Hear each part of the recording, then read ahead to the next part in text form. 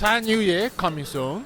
During the Chinese New Year, the people in Taiwan usually buy the beef jerky and pork jerky. My friend Jim and Dad made special beer for the Chinese New Year. Let's find out what beer they made. This year we decided to do a New Year gift box. It's the year of the ox. We have two beers that are the red ale and the beef jerky. This store over 13 different styles, and this one they special made for Jim's Dad beer.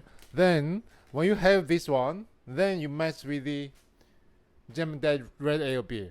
Any kind of deeper color beers work very well. Blends very well with the jerky flavor. It's the sweet and salty and caramel sweetness. This is a Jim and Dad beer, and we just brew it for the beef jerky. So let us try it.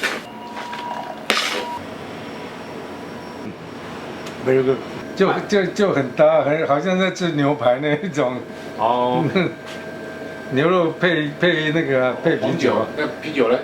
会不会涩？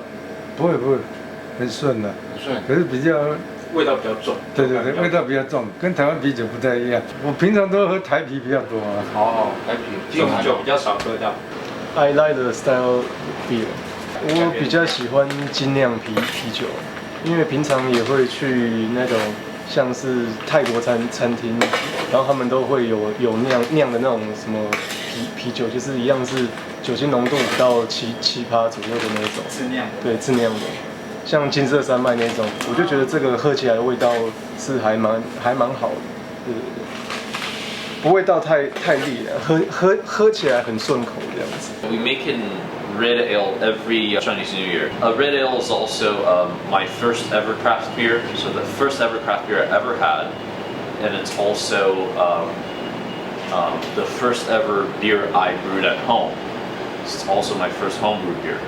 So I have a special relationship with this style of beer. Red ale goes very well with most, Chinese foods. Typical red ales that we brew tend to be heavier on the malty side, so it's roasty, malty, and it's got a bit of that caramel sweetness. We try to blend better with the local culture, and especially since we opened the shop in Dadaocheng, which is a very traditional old Taipei district. It's very good for us, being a craft brewery, which is something new, to be able to work with something that's so traditional, and try to bring out a bit of that Chinese New Year spirit, I guess. So what's the new beer for Jim Dad? The new beer is the Imperial Porter. This one is the Imperial Porter. Cheers.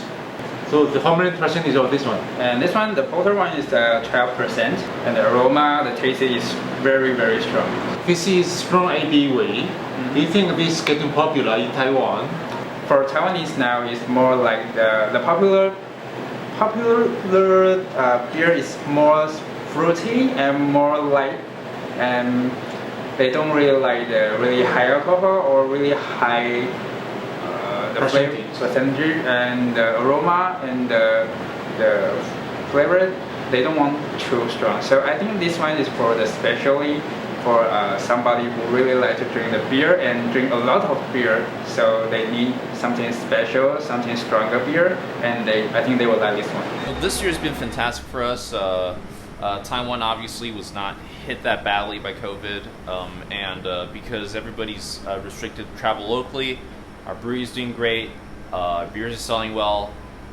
So we didn't have that much opportunity to go into details to make very specific or unique beers. But we had a couple new beers that we brewed. We brewed a tea beer. We brewed a traditional herbal medicine beer, which is sounds weird, but it's actually a great beer. And we've also kumquat is a local fruit in our brewery area, so we would go out to the farms, pick the kumquats fresh, and wash them, puree them, and add it to the beer.